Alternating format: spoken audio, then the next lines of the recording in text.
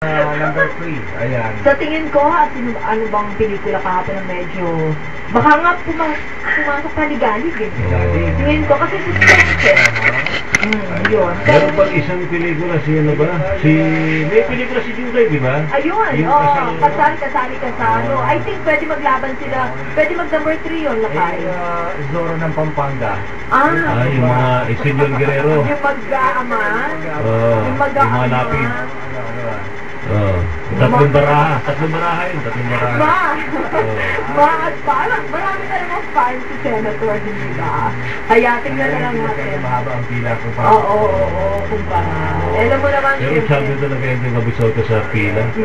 Grabe. Yung ibang mga pumila Lakay, hiniwalay na ng pila para sa Enteng Kabisote lang. Lalo na kasi sa mga bata, talagang may mga kilala kong bagyat, talagang naglaan ng datong para doon. Si Bossing Vic talaga, ano?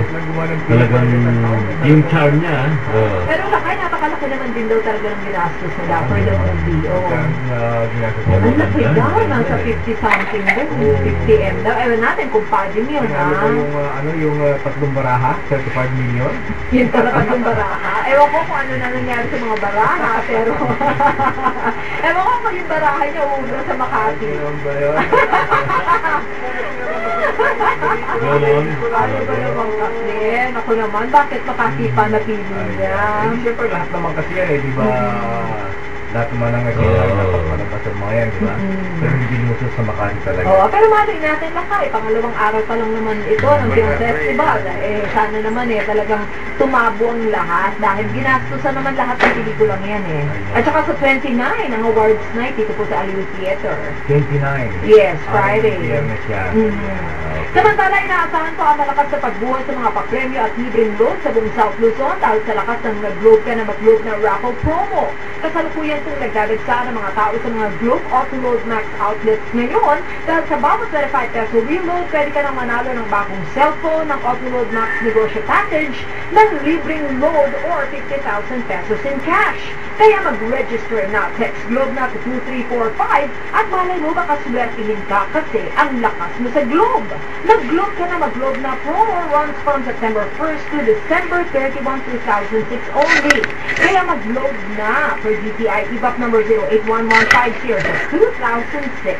This promo is open to Bicol, Cavite, Laguna, Batangas, Quezon, Oriental Mindoro, Occidental Mindoro, and Palawan subscribers only. Teka muna, bago mag-load Miss Jenny, ha? Ayan, ano nangyari kay Panday? Ba't wala nang pelikula si Bong Revilla? Ay, ngayon, kasi last summer, yung kapag tumibok ang puso, not once, but twice, doon nila tinuon ang paggawa ng pelikula. This December, medyo hindi kasi Lakay nakabawi. At sa pagkakaalam ko, hindi nakabawi from last year na pelikula niya. Ano yung Panday? Hindi. Ano yung pelikula? Exodus. Oo, medyo ang laki kasi talaga ng ginastos yung Lakay. Tapos hindi nabawi. Medyo. Ang laki. Kasi pa yata na-opera si Senator. Yes, kaya nga namimiss natin siya sa mga ganitong Metro Manila Film Festival kasi talagang pag MMFF, Bossing Vic Soto yan at saka Bong Revilla ang naglalaban sa kanila. Kaya malay mo, next year, di ba? Dolphy, wala na. Ay, nag-iisip sila ng pagsasamahan nila ni Vic Soto. Dalawang giant, di ba? Tindi yun. Wala pa-schedule Lakay. Pero baka magkaroon sila ng pelikula together. Kasi mag-load ka na. At yan po ang ating entertainment news na hatid sa inyo ng Globe dahil ang lakas nito sa Globe. Okay, Lakay, see you later. Akala mo ba na wala nang alaga ang barya? Eto.